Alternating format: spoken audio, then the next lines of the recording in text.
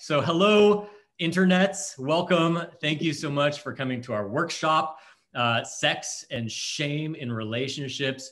In case you don't know us, my name is David Khalaf, and this is Constantino Khalaf, his husband. My husband, Constantino Khalaf. We blogged for a number of years on LGBTQ dating, relationships, and marriage. And then we also wrote a book on the same topic called Modern Kinship, which came out actually 2 years ago yesterday. Yeah, I think. 2 years ago. How time flies. So we gave this talk a couple of years ago at the Q Christian Conference in Chicago. And apparently shame is just a favorite topic because they asked us to give it again and we said, sure, we're into it. So here we are. Yeah, so when we wrote our book, we actually dedicated a whole chapter in the book to talking about shame and sex because they are probably one of the most common recurring themes that we see from our readers. You know, even now that we've stopped blogging, every now and then we still get emails from folks asking to write things such as, do you feel guilty having sex? Has marriage cured the shame you feel around sex? How can I move forward in my relationship when I still have so much shame about having sex? Every now and then we even get the odd, how does gay sex work? And we demonstrate, but this isn't the OnlyFans conference, right? What is OnlyFans? I don't know. I think our friends have mentioned it. Okay. Yeah. First, just the standard disclaimers that we always like to give. We are writers, which basically means we have no qualifications whatsoever. We're not theologians, we're not counselors. However, since we first gave this talk, there have been some great books that have come out on the topic from theologians and counselors. Nadia Bolz-Weber's Shameless, which is a great book. Matthias Roberts' Beyond Shame. Those are both great resources if you're looking to dive deeper. There's really only one thing that we are master experts, the world's foremost experts on, which is our own relationship. Kind of. And even that sometimes is iffy. If 2020 has taught us anything, it's that we are still getting to know each other and ourselves, and we will probably be doing that over a lifetime, which is good because otherwise it would be boring. So we're always exploring each other. We're big fans of marriage, and we've thought a lot about marriage and relationship from a Christian LGBTQ plus perspective, both the unique challenges and the unique blessings that come with that. One of the things that we always like to note, though, is that we are cisgender white men. And so we recognize that our insight is only one facet of the queer relationship experience. There are increasingly diverse voices entering into the queer Christian relationship space. And so we really encourage you to seek them out as well. Also in this talk, we use the word queer as a synonym for LGBTQ+. That's something we're comfortable with. We know not everyone is, but that's what we'll be using in this presentation. Excuse me. So there's an exercise that we've done before when this was in person that we found to be incredibly powerful, and we want to try it virtually. I think it's still gonna work with all of you. So as we're getting started, we want you to write a statement about the ways in which shame has spoken to you. So it's something that can start with, I'm ashamed of blank, or shame tells me that I am blank, or shame prevents me from blank. Whatever you want to write about your experience with shame. Just give us. I give an example? Shame tells me that I need to hide parts of myself because they're flawed and broken. And shame tells me that if other people saw those parts of me, that they would reject me, that they wouldn't love me, that I wouldn't be worthy of their love, things like that. Yeah. So go ahead and using the Q&A function. Actually, you can do it on the chat, but we're going to be looking at the Q&A. So we'd rather if you do it in that function here, and also here on Zoom, not on Huba. Type in that box the message that shame has said to you. Feel free that, in the Q&A, you have the option of doing that anonymously. So feel free to check the box that says anonymous. And in a moment, we're going to read some of those messages out loud. Because you see, shame wants us to hide. Shame tells us that we are uniquely bad and uniquely flawed. And when we shine light on shame, it diminishes its power. And we get to see that we are all on the same boat. So go ahead, take a few moments to type. By the way, we're gonna use that same Q&A function for the actual Q&A at the end of the session. So just keep that in mind.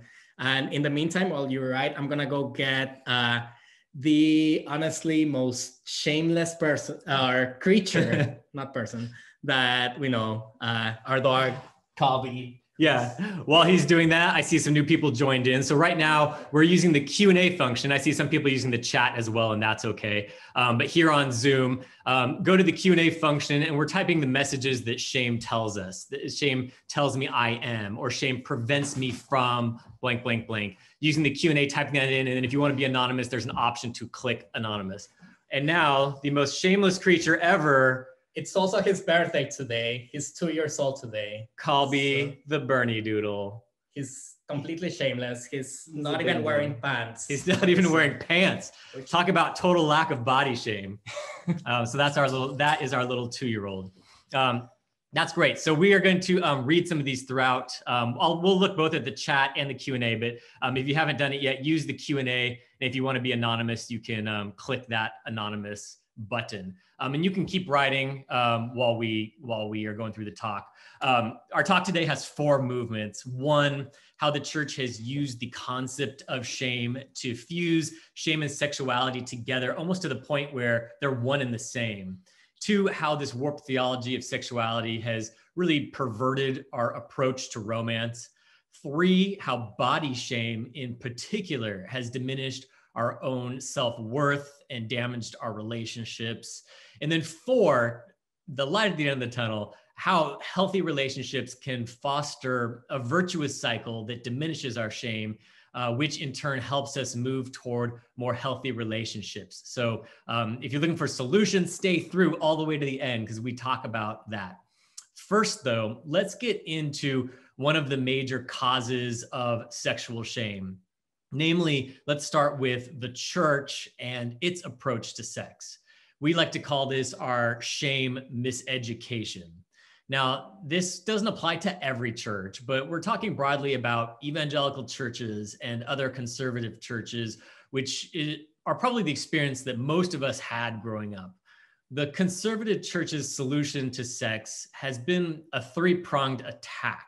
1, ignore. 2, suppress. And 3, distract.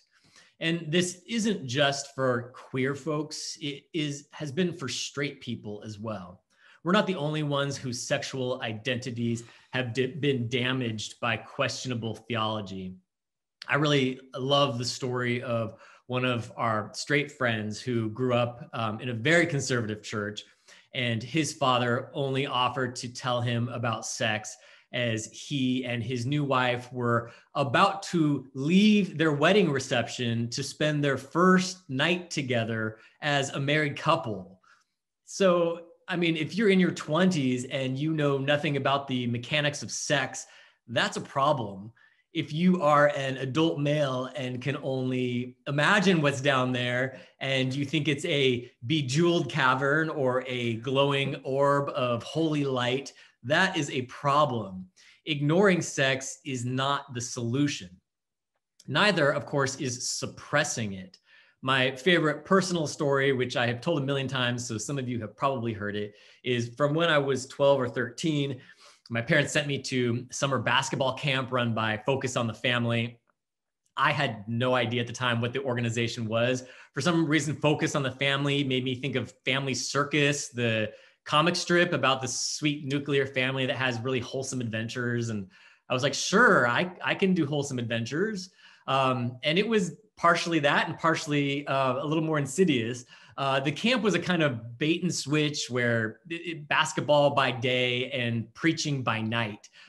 We would play basketball run drills, and then every night there'd be some kind of concert and then some hardcore Jesus talk, which is fine, but it wasn't an uplifting sermon about spiritual development and how to be more like Christ. It was all fear-mongering and sin-shaming because we were all pubescent boys exploding with hormones, and they wanted us to know that the most important thing was that we didn't sin. So we needed to cut out anything in our lives that even hinted at the whiff of sin. I remember the focus of one evening was the evils of popular music. And Exhibit A was, of all songs, Paula Abdul's Opposites Attract. Now, this was 1989, so that dates me a little bit. But if you were born in my generation, you know that Opposites Attract was a pretty awesome song. But I also think it's important to note that other songs that came out at the same time were Madonna's Like a Prayer, which is like one of her best songs. Which it is one of her best songs. But it had the music video with the burning crosses and all that. And then also Two Live Crew's Me So Horny, which if you've heard is about as dirty as a song can get. I was actually going to read some lines for this and decided that was even a bad idea. What would these people think about WAP? I think they would love some WAP. I would love to see their faces. But somehow they latched onto Poor Paula because of one line in Opposites Attract, which was, I make the bed while he steals the covers. That, they said, proved that they were having premarital sex. Now, if you've seen the music video, you also know that she's doing this duet with an animated rapping cat, apparently focused on the family, didn't take issue with the fact that she was sleeping with a different species. It's just that they weren't married. Okay. So the point is, the conservative church has been so afraid of sex that the only solution is to suppress and deny and ignore it until we get married. And that's where the wounding really between straight Christians and LGBTQ plus Christians diverges, because historically, straight Christians have at least had something to hope for. If they could just find a partner and get married, their sexual identities would be fully realized and fully expressed, and their union would make them complete. Now, there are some severe problems with that logic, as anyone who is married will know that the scars of sexuality don't just magically leave us. But at least straight Christians have historically had a goal to shoot for. The answer for queer Christians historically has been to either get married to an opposite gender spouse, which will cure you of your homosexuality, which is just the most awful advice I've ever heard. Or the more popular stance today that you are called to celibacy. Now, celibacy in the Bible is framed as a beautiful, holy calling from God, not a sentence handed down by the church. We absolutely respect and honor those who feel personally moved to celibacy and who choose it freely for themselves. However, mandating celibacy as a lifelong solution to an aberrant sexual desire is just a flawed premise from the get-go. And so we have many queer people who feel as if their sexuality is aberrant and flawed, and the church leaves them no solutions. It offers them no hope. And so we become ashamed of our sexuality because it is this thing that has left us with no hope. I love what Richard Rohr said last night, if you listen to the Q&A, where he said, if you want to shame somebody, expose them on the bodily level. And I feel like that's what the church has specialized in, is shaming our bodies, shaming our feelings. And we'll actually get more into body shame later in this talk. Many of you may not have had a church experience like that, but the messages have still seeped through. These values and messages still permeate our culture, and there's still an active struggle to preserve heteronormativity as the only way to function in culture. As we'll get to later, shame needs three things to grow. It needs secrecy, silence, and judgment.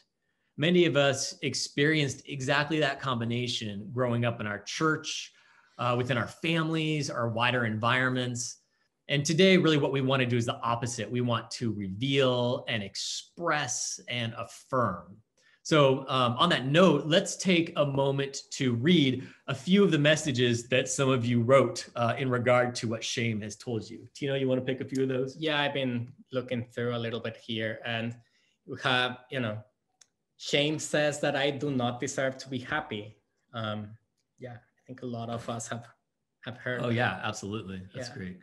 My shame tells me that I need to hide my masturbation from my husband, like he cares. That's right. He probably doesn't care. Shame prevents me from learning about my own body and pleasure. Oh, that's so good. I feel like there's so many people who have just been terrified by sex because of shame. Mm-hmm. Shame tells me that I don't deserve to be loved unconditionally. Shame tells me that I will never be deserving, that I can never move forward. Shame tells me that my sexual actions need to stay in the dark and can only be expressed through watching porn. Thank you. Those are so good.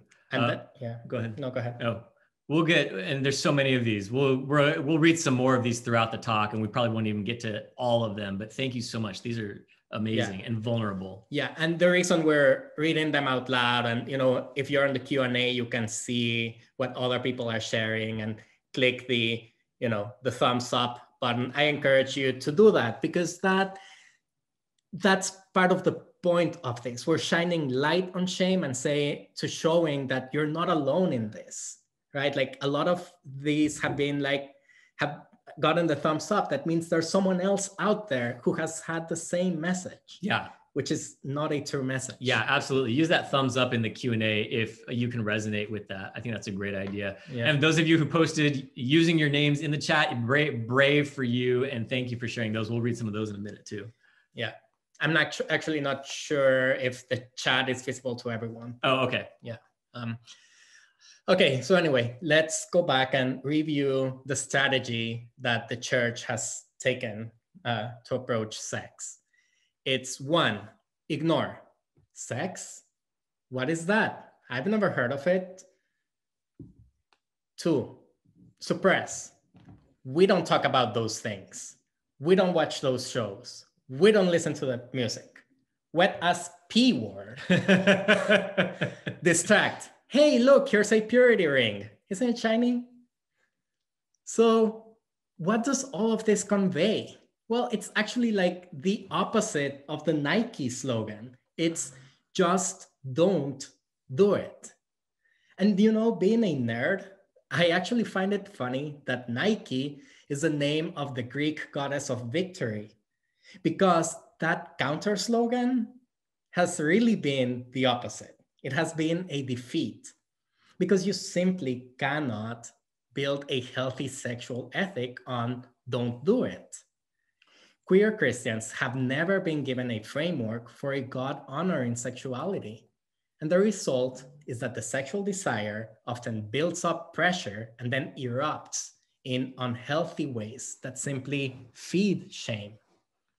It's really not surprising that queer Christians who can't reconcile their faith and sexual orientation often slip into promiscuity and, more dangerously, risky and unhealthy habits as they navigate conflicting expectations and desires. I actually didn't grow up in the conservative church. I never kissed dating goodbye, which I hear it was a thing. It was a thing. I never did. But I've had my own exposure to all of this. Before I met David, shortly after I came to the faith, my journey was different. I came out as gay and lived happily as a gay man for many, many years before I found faith and, became a Christian. But shortly after I came to the faith, I started dating a guy who was smart, he was attractive, and he was a Christian. I was like, oh, great, that's the perfect trifecta. He had grown up in the church and he was well versed in theology, certainly more than I was. And like many queer people who have grown up in that environment, he had been on a roller coaster as he came to terms with being gay.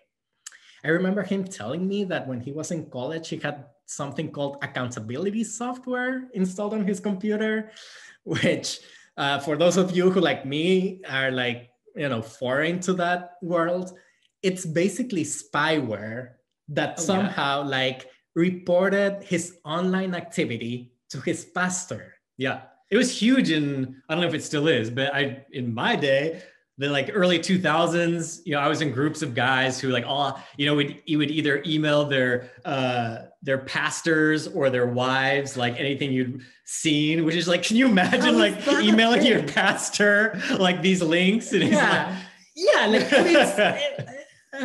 you're good. I have so many questions. Mostly for those pastors, what were they getting from it? But anyway. Oh, I know what they were getting from it. Anyway, that's a long tangent. Anyway, this guy with all of his accountability software and all of that, he was still living in a progressive city.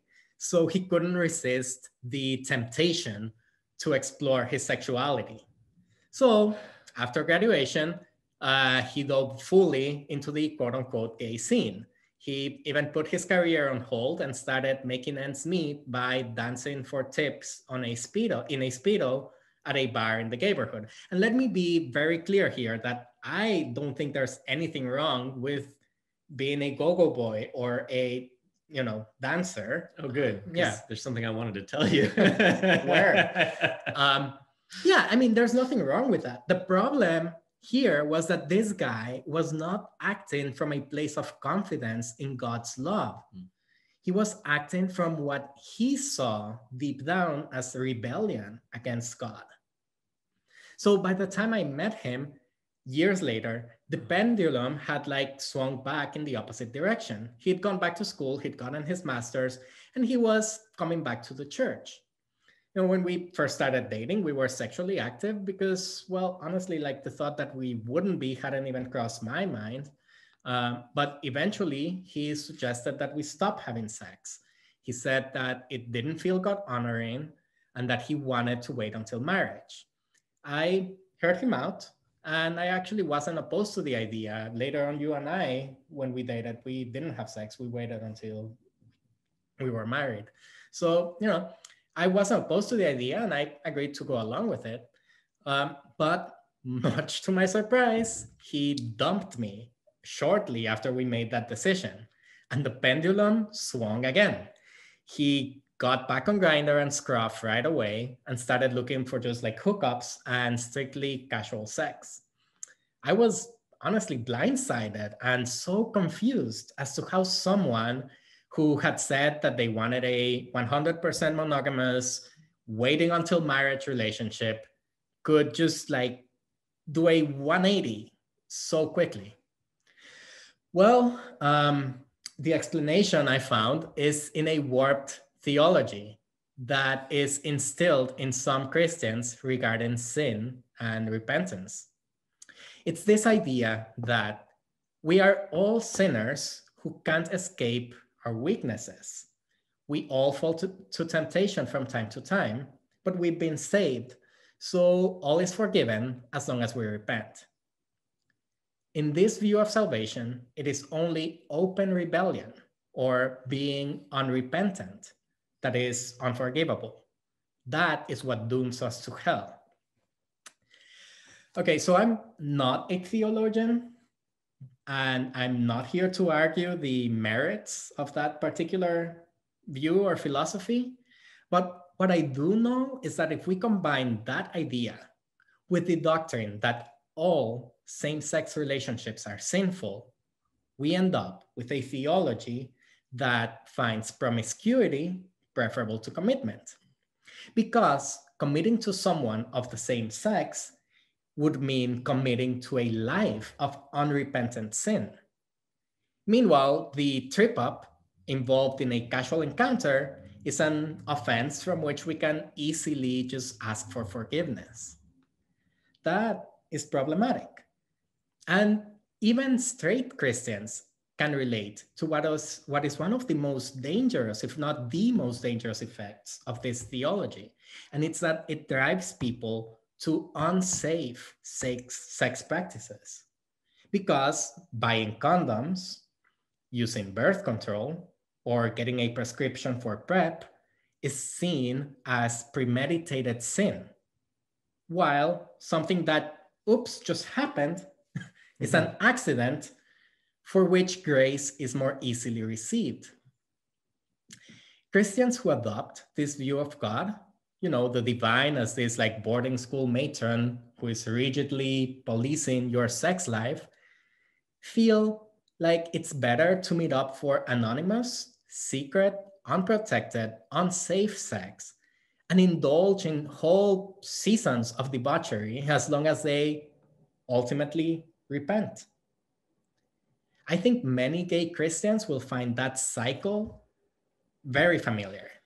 And the biggest problem with it is the guilt and the shame that just compounds in their hearts over weeks, months, and years. And in addition to the physical and health dangers inherent to unsafe sex, this cycle drives people away from God. As David said earlier, scripture and human experience reveal that celibacy is a gift reserved only for some. Any of you who are LGBTQ and joining us here today won't have any trouble imagining this because you've lived it. But if you are straight, try to picture being told that you must permanently abstain from sex, not until you're married, but for life, while in your heart, you don't feel called to celibacy. Imagine spending years praying that God will either change your sexual orientation or numb your desires for intimacy. Imagine trying one therapy after another, often at severe emotional and financial costs.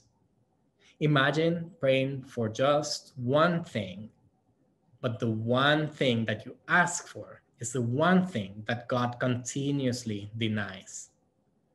That is the weight of shame. It crushes you.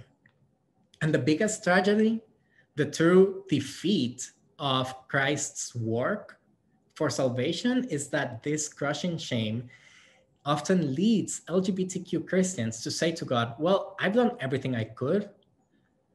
I can't give up this need. If you won't help me, if I'm on my own, then I give up. I can't change my nature, but I can reject you as you have apparently rejected me. I speak for both of us when I say that we can't think of a better example of a wolf in sheep's clothing than a theology that, in its practical application, favors recklessness and detachment over relationship and commitment. Jesus' words in Matthew 7 come to mind. Every good tree bears good fruit, but the bad tree bears bad fruit. A good tree cannot bear bad fruit, nor can a bad tree bear good fruit. If you are bi, lesbian, trans, or gay, and you've ever thought that you are uniquely broken because God won't change you, hear this. God won't change you because you are not broken. And you are not the only one who has ever felt this way. Just take a look at the Q&A or the chat. You're in a session full of people who can relate. We've all heard the ungodly whispers of shame. Shame has told me, for example, that some mistakes I made when I was a young man have forever branded me an unfaithful and duplicitous person. Let's see what some of the other lies folks have heard are. Yeah, I can relate so much just to what you said. I mean, I remember praying that God would change my feelings, first of all, and when he didn't change them, I would pray that God just numbed my feelings, and that back and forth cycle between obedience and rebellion is so familiar. Some of you said,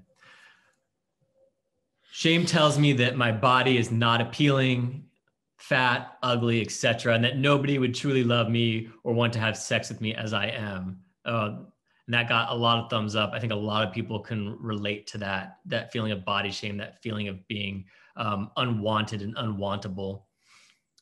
I'm ashamed of my inexperience. Shame tells me I don't have anything to offer to those I'm attracted to. Yes. Thank you. Shame prevents me from living into my authenticity. I can absolutely relate to that one. So good. I'm ashamed of my bad choices that have hurt those who I love. I think we all have hurt people and have had shame, lingering feelings of shame for what we've done in the past, sometimes years and years ago. Shame tells me that no matter how well I perform, I will never be enough or worthy. Wow. That is powerful. And that is so hard to overcome because, you can't achieve for forever. I can certainly relate to that. That's an Enneagram 3. I thought that would resonate with you. Enneagram 3, yeah. Shame has made me feel that I am not good enough or that I will ever be loved. Absolutely. Shame tells me that I don't deserve to be loved unconditionally. Shame tells me that I am selfish and not loving. Shame tells me that I will never be deserving, that I can never move forward. Thank you. Those are all powerful. And we'll read some more of those in a little bit, but thank you. All right. So related to sexual shame is the other type of shame that we were actually just reading about here, which is body shame. And we want to talk about that because that also impacts our relationships, both with ourselves, most saliently, but with others. Anyone who knows me in real life knows that I have a pretty quiet, reserved personality. I was always a shy kid at school.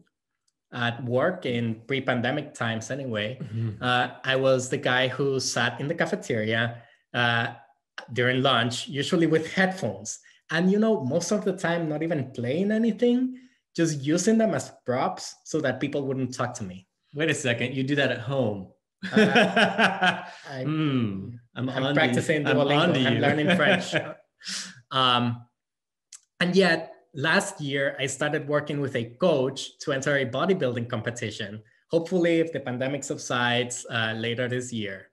But that means that I'll literally have to stand up on a stage in front of a room full of strangers. Tiny little wearing almost like nothing. Floss, yeah. When I've told friends that I'm doing this, they find the contrast between the quiet, reserved Constantino that they know and this guy who's basically going to be parading around in his underwear, just hilarious. And it has raised so many questions for them. And they keep teasing me about it because what gives?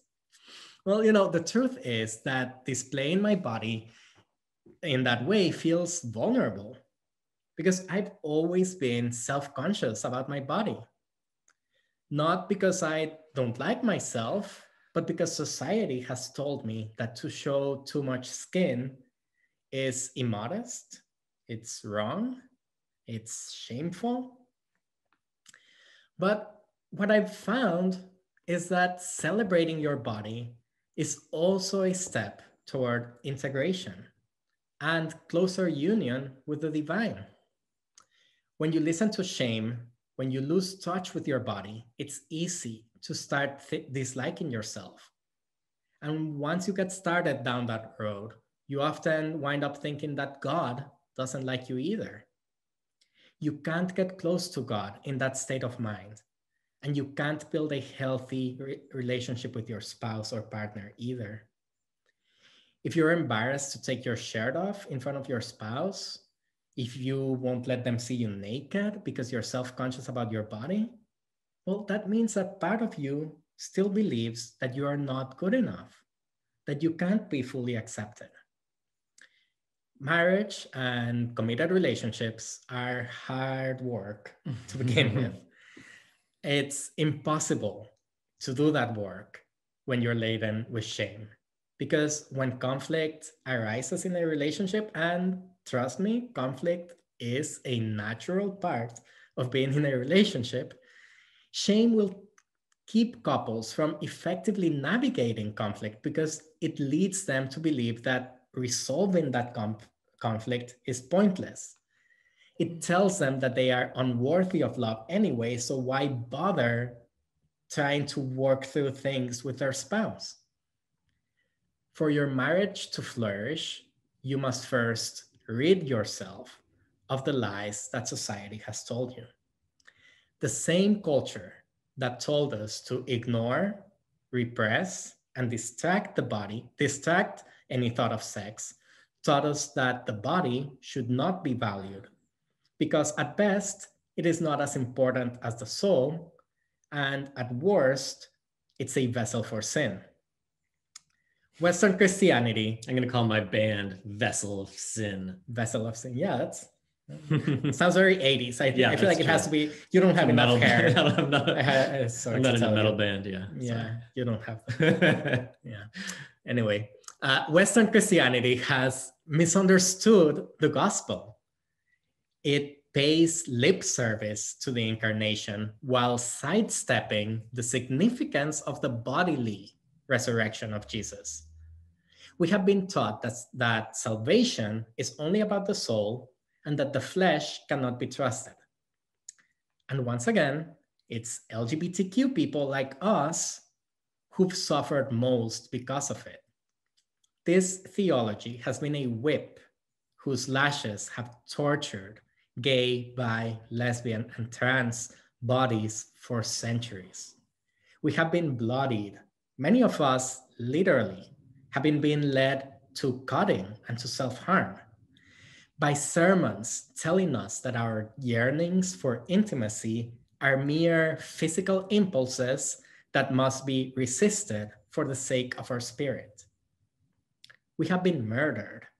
Our bodies have been unrepentantly bashed by people who feel justified by those sermons. And yet, the risen Christ is proof that the body matters and the body must be saved. You know, the Gospel of Luke tells us in chapter 24 that upon his resurrection, Jesus approached his disciples and said, "Look at my hands and feet. See that it is I myself. Touch me and see, for a ghost does not have flesh and bones as you see that I have." Friends, there is no reason to feel shame for having a body and the impulses that come with it. We are not ghosts or apparitions. Like God, we have flesh and bones. We have muscles, we have hair, we have skin.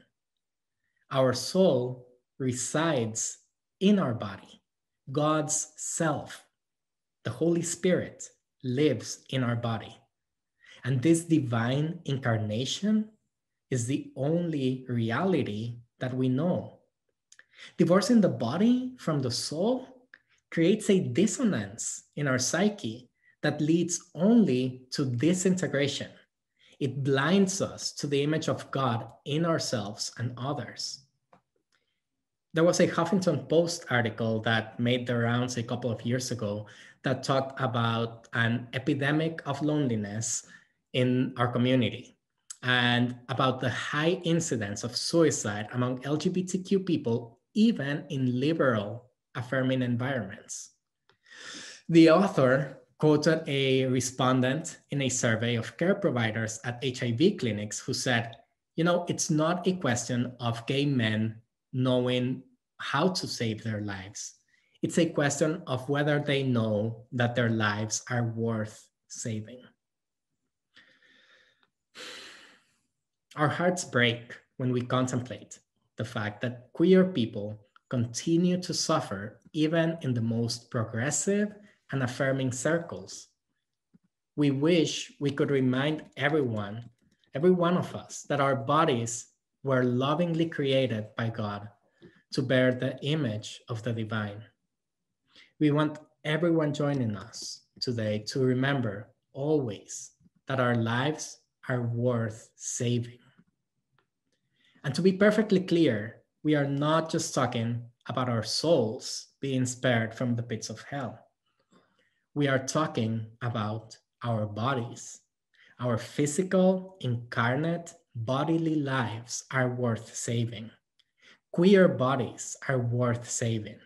And we mean all queer bodies, be they cis, trans, male, female, neither or both, skinny, chubby, muscular, black, brown, white, or any other shade of skin. We are all worthy of respect, of honor, and of celebration. Those voices you have heard telling you that your body is shameful, not good enough, not worth caring for, or not conforming enough to some honestly arbitrary aesthetic that society decided was what society thinks is pretty, those voices are not from God. The Greek word that Paul used in the Bible describing those voices is sarx, S-A-R-X. It's what theologian Thomas Merton calls the false self. Now, tragically, sarx has most often been translated as flesh. And I'm pretty sure that is where a big part of the modern church's confusion comes from. The true self, what has most often been translated as spirit, is nothing other than the mystery of the incarnation. As we read in Colossians, it's Christ in you, the hope of glory. You know, the Word did not become flesh to bring about dualism. The Christ revealed God's self in the body of Jesus to bring about integration. So the next time you hear shame begin to whisper, seek the counsel of your true self, of God within you, of Christ in you, of the Holy Spirit living in the temple that is your body. Armed with that confidence, work for your relationships, celebrate your relationships, ask God to guide your relationships, and you will discover a virtuous cycle, one in which a healthy relationship, that is a relationship where you can be fully naked, both physically and spiritually, helps free you from shame. And letting go of that shame, in turn, makes your relationship healthier. Can you read a few more messages? Yeah, absolutely. And we're going to get to in a moment some steps practically for what you can do to address your shame and hope to work through it and heal it. But first, let's just read a few more of these because there's some really good ones here. I'm ashamed that I am sexual at all. I feel in the context of a culture where male sexuality is so seemingly synonymous with non-consensual, predatory exploitation and rape, my sexuality and sexual desire feels gross. Shame tells me others have it all together and I'm broken beyond repair. I can certainly relate to that. Even though I've lost a lot of weight, I still feel a lot of shame about my body. One thing I'll say is even shame, body shame is for everyone. I think it affects anyone on the spectrum. I know plenty of people who you would think are just perfectly fit who've expressed their feelings of bodily shame. I know it just runs across the gamut. Body dysmorphia is a real thing. Yeah. And that is driven by this society and these false voices. Yeah. And along that line, shame has told me that I'm only desirable if my body is desirable. And my body is only desirable if my stomach is flat and firm and my thighs and arms are muscular. Shame tells me that my sexual actions need to stay in the dark and can only be expressed through watching porn. Shame tells me I am wrong, dirty, and unworthy. The conservative Christians encourage me to be celibate and shaming me for being bisexual and active in intimacy with women. Whenever I ran into crisis, they just tell me that God will punish me for my sins by letting chaos happen in my life. So sorry. Shame tells me because I have been sexually abused, that I deserve that and that I don't deserve a healthy or proper sex life. So sorry. I'm so sorry. And thank you for sharing that. You do deserve a proper sex life, and I'm so, so sorry for your abuse. There's so many of these. I wish we could get to all of them, and we may have a little more time at the end.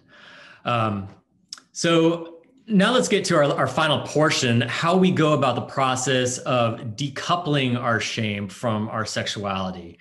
How do we begin unwinding the tapes of bad theology and move toward healthy relationship?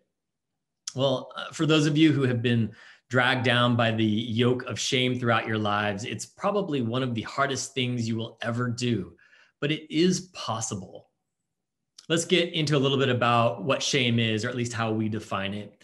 Shame is the feeling that we have done something wrong in violation of some kind of standards, whether those standards come from family, a church, the wider culture, and sometimes even ourselves.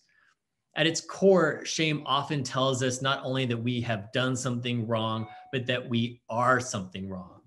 It tells us that we are flawed, broken, and irrecoverably damaged. Many queer people adopt this belief growing up, sometimes because we pick up the messages in our lives, whether they're subtle, like gay jokes, or explicit, like gay bashing that we'll see in the news. And other times it's because we have had those messages and sometimes even that violence directed at us. We internalize the message of brokenness until over years and sometimes decades, those messages of shame seem like immutable truth. I remember I was in reparative therapy for a number of years, and I remember my reparative therapist telling me that my shame was my true self's natural, healthy response to my unnatural desires. Also, I was paying him $120 an hour. How are we supposed to detach from shame when we're taught that it's a good, healthy thing that illuminates our brokenness? For years, I had this kind of perverse worship of my shame because I thought it was my true self breaking out. But if those voices of shame were my true self speaking with all of those horrible things it said, well, my true self is an asshole. No, it's not. But it's not, and I know that. Now, we can't give a talk on shame without giving a shout out to researcher Brene Brown. She's offered so much wisdom on the subject. She calls shame the fear of disconnection. It's the belief that if other people know this thing about me, that I won't be worthy of connection. As we mentioned earlier, it's this lethal combination of secrecy, silence, and judgment. And the insidious thing about shame is the less you talk about it, the more it grows. And so our attempt to contain our shame is the exact thing that feeds it and allows it to flourish. Shame makes us want to turn inward and hide. And it's while we're hiding that it gains power over us. In isolation, its voice gains more authority because there's no one else there to refute it. And it becomes this downward spiral. We hide our shame grows in isolation. We become even more ashamed and want to hide it all the more. It's this concealing nature of shame that makes it so dangerous to relationships in particular. Shame pulls us inward when good relationship requires that we turn outward, that we turn out of ourselves. The more time we spend listening to our shame, the less time we're listening to and focusing on our partner and even the healthy parts of ourselves.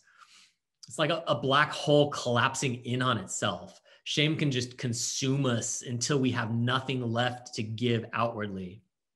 For those of you who have read Modern Kinship, our book, you'll know that I have a long and storied history with shame. From the moment that Tino and I started dating, the early stages of our relationship were just a plunge into the deep end of shame. The 6 years of reparative therapy I had been in had just so convinced me that our relationship was built on broken and deviant feelings that I pushed Tino away as often as I let him in, even more so. It was ironic because everyone says the, the early stages of dating, those are the parts that are supposed to be light and fun and easy.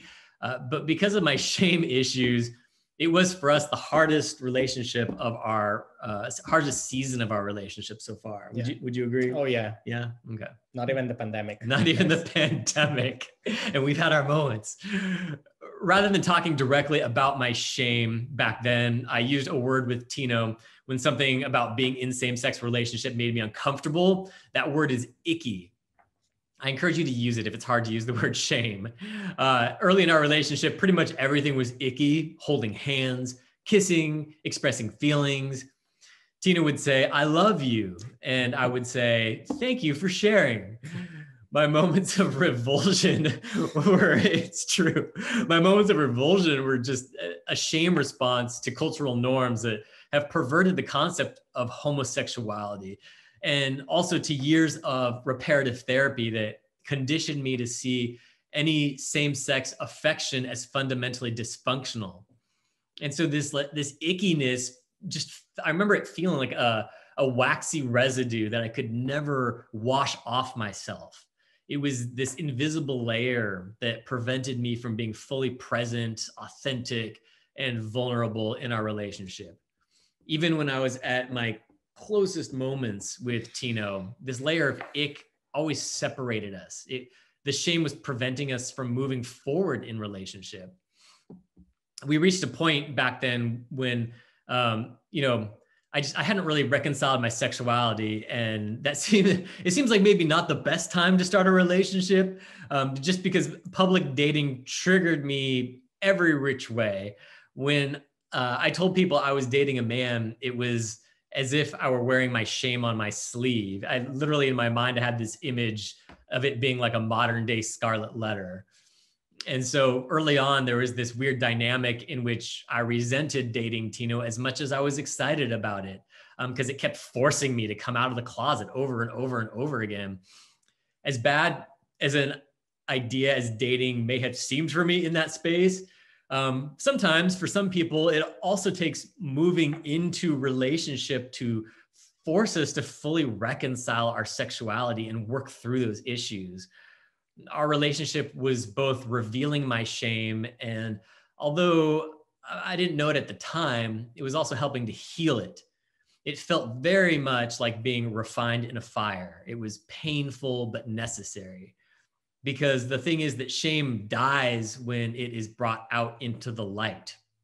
Vulnerability paired with acceptance are the ultimate shame killers.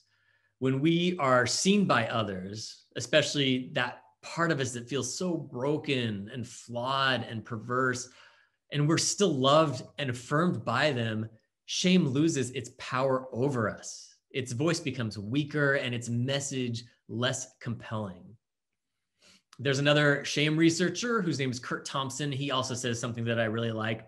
He says, "We will not be rid of shame this side of the new heaven and earth. Rather, we grow in our awareness of shame in order to scorn it. We cannot fully defeat shame, but we can turn the table on shame, shaming it instead by making it known and knowing it. We do this in large part by taking the bold step of finding or developing healthy relationships of vulnerability where we can be known and accepted for who we are." And I really love that because it's exactly that. It's calling shame out in my life and developing a culture of vulnerability in our relationship that has helped me keep my shame at bay.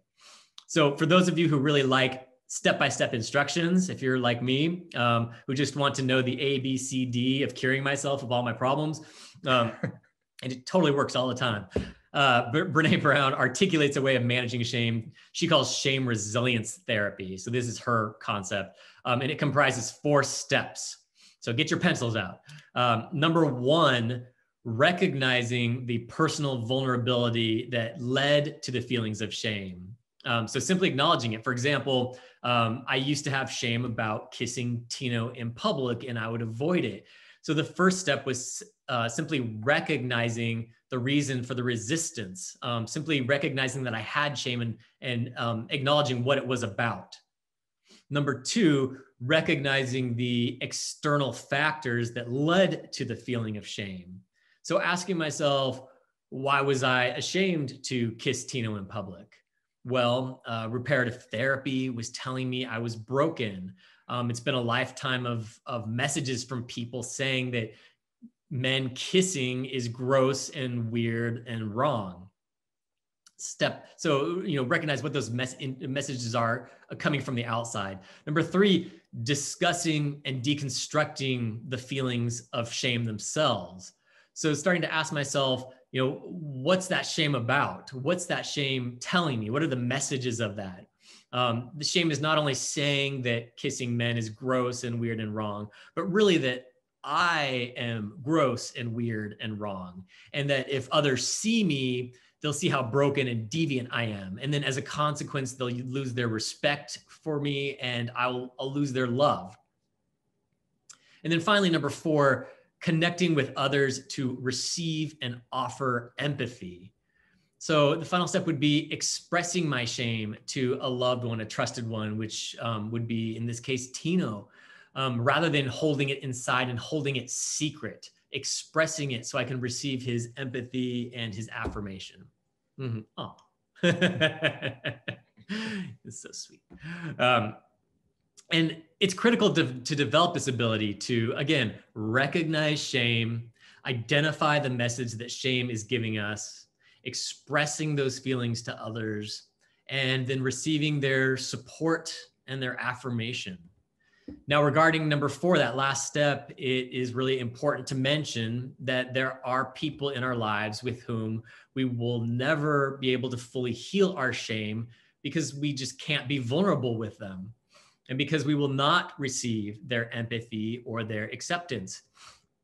We all have that family member, those people from church, that friend who does not have the capacity to affirm us. And that's okay. It should not be our life's mission to get everyone's affirmation and everyone's empathy. It's a fool's errand if you try. So coming to acceptance of that is also important. But what's really important is that we still develop resilience to shame by seeking out those those whom we can be vulnerable with. And really, if you're in a relationship, the most important person is our partners. If you can't be vulnerable and affirmed by your boyfriend, your girlfriend, your fiance, your spouse, your bee, your special someone, your bae, your boo, your ba. I don't know what you kids are saying these days. It's safe to say that your relationship is probably headed for disaster. Really, a refusal to be vulnerable may be the death knell for your relationship if you and your partner cannot be vulnerable with each other. For Tino and me, it really probably would have been. I remember one time early in our dating when I was introducing him to people, and I was kind of quasi out, but I didn't describe him as my boyfriend. I was just like, oh, hi everyone, this is Tino. Here's the Tino, there he is. And I recognized the hurt it caused him. And I knew my omission of his role, his important role in my life, was not because of him, it was because of my shame and of revealing more about myself and revealing my sexuality. At the same time, I also had this sudden realization that if this relationship was going to work, I had to be all in. I needed to be totally vulnerable, both with him and with everyone in my life. I needed to risk hurt to heal my hurt. That was the beginning of the end of the grip that shame has had on my life. So, what about sex itself and the shame so many people carry around? We had a straight Christian man contact us through our blog to ask if our shame around sex disappeared when we got married.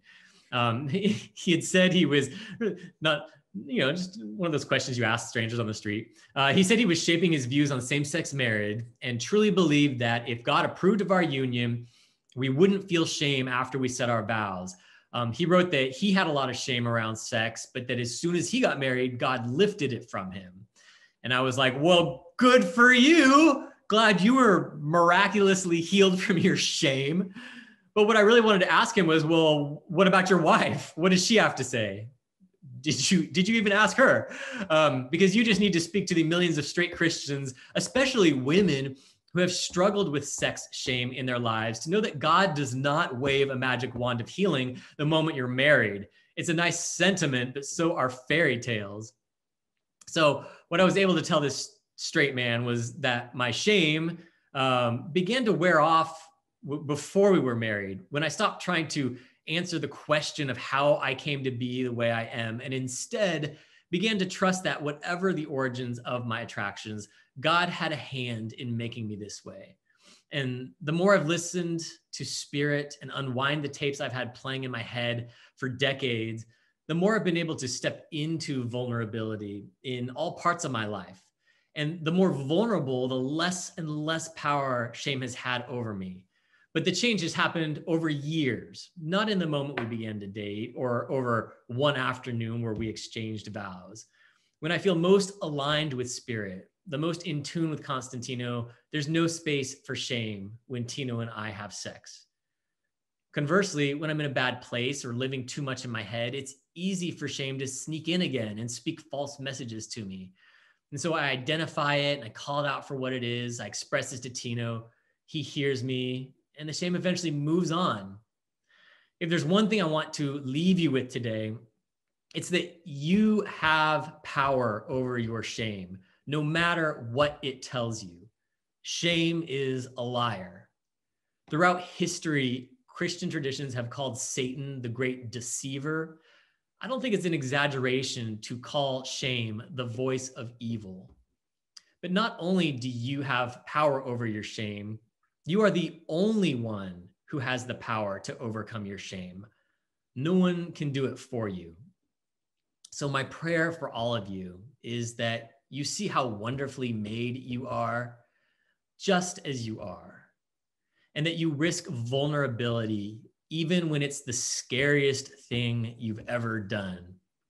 I pray that you risk being fully seen, and even if you get hurt, and you will get hurt at some point, but you'll discover that it doesn't kill you.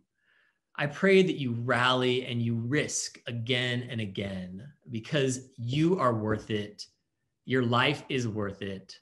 And there's an amazing life waiting for you once you step outside the darkness of shame. Thank you so much. We've got some time for Q&A, and we'll do that. So if you've got questions, ask them in the Q&A box. We've got about 20 minutes to get them. Anything about shame, about relationships. Think of this as like a Reddit Ask Me Anything. You can ask us anything you want. By the way, I'm gonna move some of the messages of shame. I'm gonna mark them as answered, and that's going to move them to the bottom of the screen. I encourage you all to still, if you haven't read, just read through, because there will be some things there that you can relate with. Yeah. So I'm just gonna move them to make space for the questions to now pop up to the top. And while you're all thinking about that and typing your questions, we'll just say a quick thank you to our interpreters, Jeremy and Laura. We really appreciate that. And also our captioner, Rochelle. Also a huge kudos to Q Christian for such an excellent production so far this year. It's just been amazing. We're so impressed at how successfully they've pivoted during this really difficult, really challenging year. For those of you who you're new to this organization, they do such great work, and they're so small, just running on a shoestring budget. If you're moved this weekend, we're not official fundraisers for the organization, but we really believe in what they do. If you can pitch in $5 a month, $10 a month, if this work is something that's been meaningful to you and you believe in the cause, really please consider it, because if just a few hundred of us can just pitch in a few bucks a month, it will sustain them and they can continue to do this awesome work. And also, if you're interested in our book, here's our shameless plug, Modern Kinship. You can just get that on Amazon. So feel free to do that. We'll put a link in the chat. I think we can do that. And if you like it, review it. If you don't like it, Tino wrote it. So let's look at some of these questions we got. Comments about Colby, our dog, is important. If you have any questions about the dog, we'll be happy to answer them. But let's see if we have any questions. What, do you want to read it? No, go ahead. What to do if both people in a relationship struggle with vulnerability? Yeah, you know, I was lucky enough that I think Tino was much more willing to step through fear and be vulnerable with me. I don't know, what would you say about that? I think it's both people, you don't get undressed all at once, I guess is what I'd say. It's bit by bit, one sock at a time. So you take off a sock, he or she takes off a sock. You know, you take off a belt, they take off a belt. Vulnerability needs to happen in stages. And I think if you can show little bits and they make a commitment to show little bits, you're building up that trust of vulnerability. Yeah, I think that's perfect. I think you walk through it together, and I think it requires a lot of conversations. This is something we mentioned in the book. I've said this before also. Conversation used to be a euphemism for sex back in the Shakespearean times. Like, in fact, there's still in some law books where criminal conversation is the term for like adultery. Conversation is like sex. And I think in a relationship, you're gonna need a lot of that conversation, sometimes before you get to the point where you can have sex. Yeah. Let's see, we've got some questions here on the Whova Q&A thing. How can I fight shame in my relationship when I have a much higher sex drive than my partner, and my needs often cause conflict? That's a good one, because I think if you aren't in a relationship and enter into one, you will discover that sex drives are rarely equal. And even if they are generally equal, they ebb and flow. And some people are in the mood and some people aren't. How would you handle that? Yeah, I mean, I think, again, I'll probably be saying this a lot. I think in the context of a relationship, conversation is a big part of it. I think talking to your partner and saying, like, how can we work through this? And if there is, if there is a limit to how much your partner can engage in sex, is it okay for you to masturbate? Would your partner have a problem with that? And, I don't know, those are conversations that you have with your partner. My wife of many years changed to being celibate. How do I deal with my needs for intimacy and for sex? That's a big one. That's tough. Yes. Yeah, because that's not, I mean, it's fair to say that's not what you signed up for when you started a relationship. I think there's a degree to which, as you get older, everyone's sex drive diminishes. So that I think it's not that strange, like that happens. But going completely celibate, that's something that impacts you and your relationship. And I think it's something that's worth, that shouldn't be a decision that one partner makes unilaterally, right? One partner can unilaterally say, I'm going to be celibate for life. And I don't know, it's not clear from the question if you're a same-sex relationship or an opposite-sex relationship. I think that's a nuance there. Like, what are the reasons why your wife has chosen to become celibate? Is it because if it is a same-sex relationship, is it because a change in theology? Those are deeper questions that go beyond sex. And I think that's the sort of thing where I think it's worth for your marriage seeking counseling. It's absolutely. Couples counseling is so important. We're not counselors, but it's such an important tool and such an important kind of resource for all marriages. Yeah. So, yeah.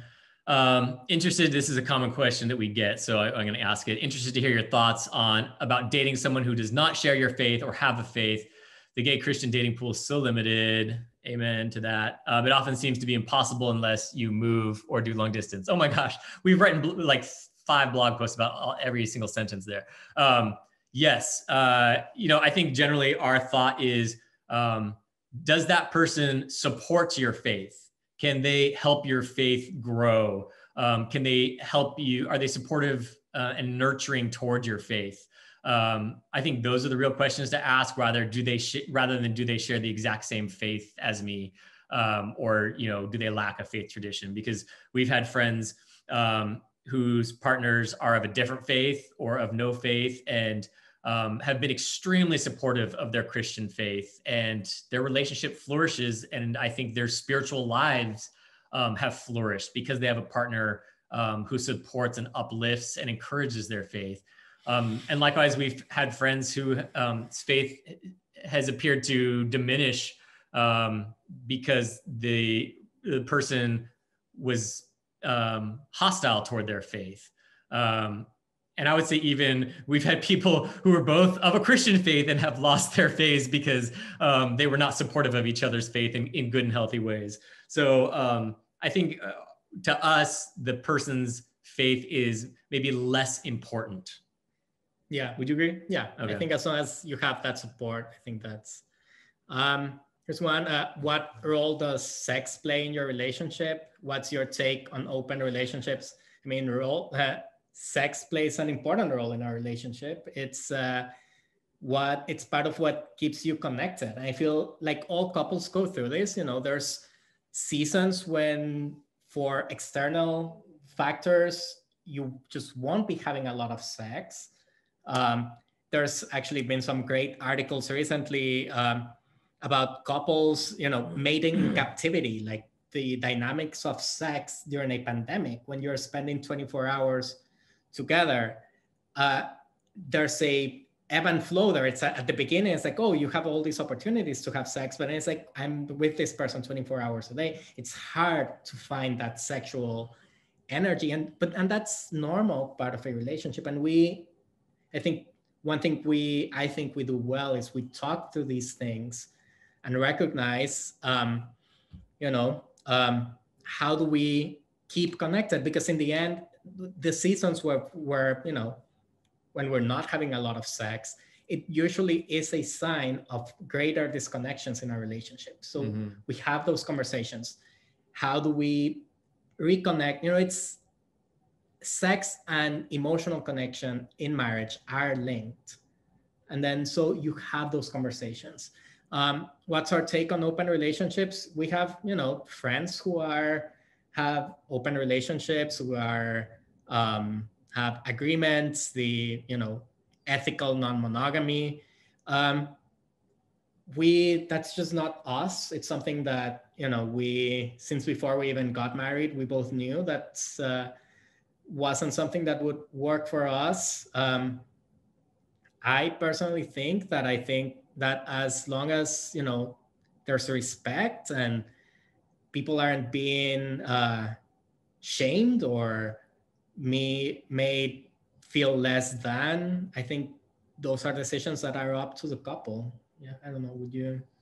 Yeah, it's definitely not for us. It would be very unhealthy for our relationship. Other couples claim that they can structure it and find healthy ways to do it, and I'm not one to say that they can't.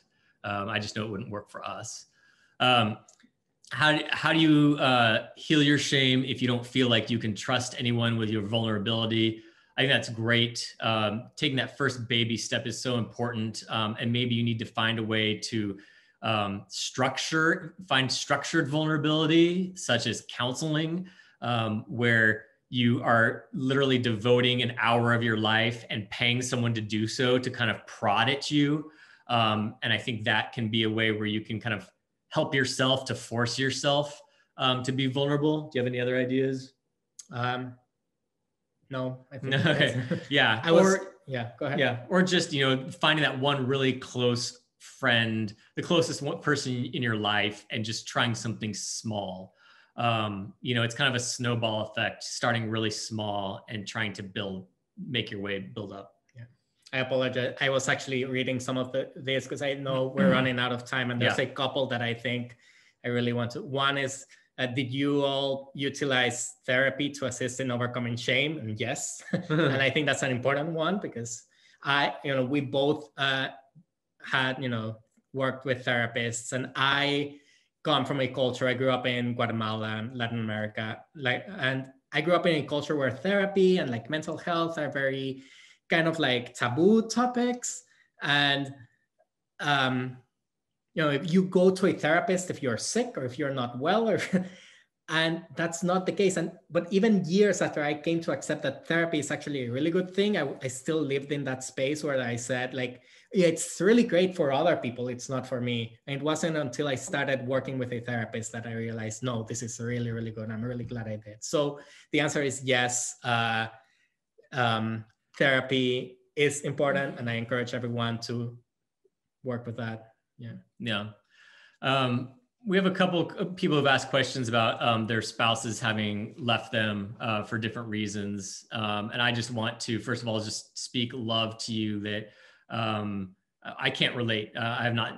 We've not been in that experience, but you are loved and you can and will overcome this. Yeah, so there's two. One of them is like, I feel a lot of shame because my husband left me. Shame that I was trying to carry the banner for queer married people and that I failed. How do you recover from something like this? That's a tough one. I think a lot of queer couples will relate to that being. It's an unfair position to be. Sometimes you will be the only queer couple in your church or your circle of friends. And that's real. Like that pressure that you feel. Yeah. As something like, I'm the, I carry the banner for all queer people. That is real. But it's false. It's false. So you just need to remind yourself that no, you are not, it's not, the future of the queer community is not on your shoulders. Yeah.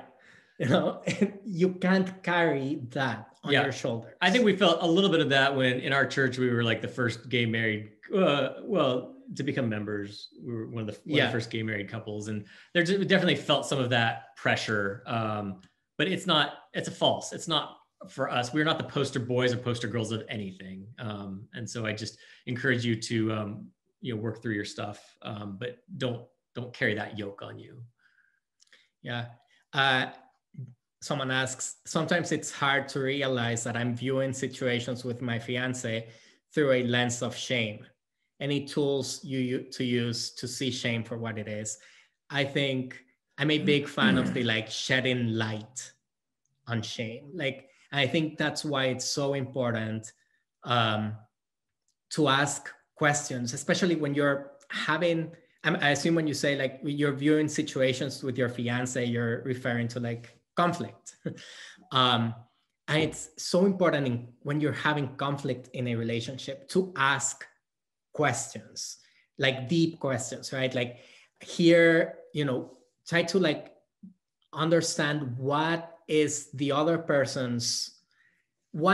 person's past is kind of shaping their side of this conflict, and ask you why do I think of it this way? And the only way you can shed that light is, again, conversation. I know I sound like a broken record, but talk through things. Mm-hmm. Yeah. We will do this one last question here. It's a good one. 1 year at conference, Tino spoke of his previous long-term relationship, and Dave joked of having a long-term relationship with Grindr. I'm curious about differences of sex before marriage versus with your husband. If you feel that sex is now very connecting, does it seem distinct from the Grindr experiences? Do you feel like this is something you would have worked on, trying to make it seem different, or working through feelings about past experiences? My very quick response to that, I could talk about this much longer, and me, so you're welcome to contact me, question asker. I feel like sex beforehand was kind of like a quick drug high. It was a quick shot that was self-serving, and I was using to kind of excite and medicate myself. And the great thing about casual sex is I could just do it when I wanted and didn't have to do it when I didn't want to. I don't want to completely condemn whatever past experiences or anything like that. But the difference is now being married, sex has forced me to, it's a conversation and it's a relationship. And sometimes I want sex and he doesn't. And sometimes he wants sex and I don't. And it was a weird experience of being like, oh, I don't get sex just because I want it. That was actually quite a long learning curve for me. And then also conversely, someone wants to have sex with me and I'm just snuggled up with a book right now. Get off me. But learning to, how do we mitigate that? And so if you're doing it right, and we don't always do it right, but it's having that conversation back and forth. And can I meet you halfway? The Gottmans tell you, who are the relationship experts, rate how you're feeling. Like on a scale of 1 to 10, how hot and bothered are you? Oh, I'm a 7. Oh, I'm a 5. Like, okay, so what can we do? Is there something we can do tonight, or do we want to like call it off for tonight? And that's hard. It's work. Whereas like sex beforehand was just like, bam, done. At the same time, there's something freeing about that I have found. It's, and I also had my own relationship with, Grindr, and actually in my day it was Manhunt. That's right, Manhunt. I kind of, it was before the apps. But there's something freeing, and one of the things I've appreciated most about like sex in a committed relationship is that there's no pressure for it, because there's no fear of performance, right? Like I feel like when you're just having casual sex, it can take a toll on your self-esteem, because there's a lot of the, oh, was I good enough on that? Did he, or she like enjoy it as well? Would they want to hook up with me again? Am I going to hear from them again? And so there's a pressure, and that can really take a toll on your self-esteem. Whereas it's easier, in a committed relationship to say like, no, I'm just not feeling it today. Even stop in the middle. Sometimes you start having sex and you fall asleep. Something happens and it just doesn't work out. And you also have to say, you know what? I love you. I mean, I know you're still going to be here tomorrow. Yeah. And we're going to, we didn't have sex tonight, but we're going to have it tomorrow. Yeah. Like there's not, Yeah. We're over time now. We want to respect the time boundaries. I'm sorry we didn't get to, there's some other really great questions, but there are forums here. I believe it's on Whova. There are some forums that you can join and get some of these other really, really great questions answered and talk them through with other people. And there's other great, actually better experts than we. And better experts than we, yeah. Out there, so. Thank you all so much for your time. Have a great time at the rest of the conference. And again, pitch a few dollars their way on a monthly basis if it's something that's meaningful to you. All right. God bless and what? Yeah, thank you. And thank you. Bye. Yeah, bye.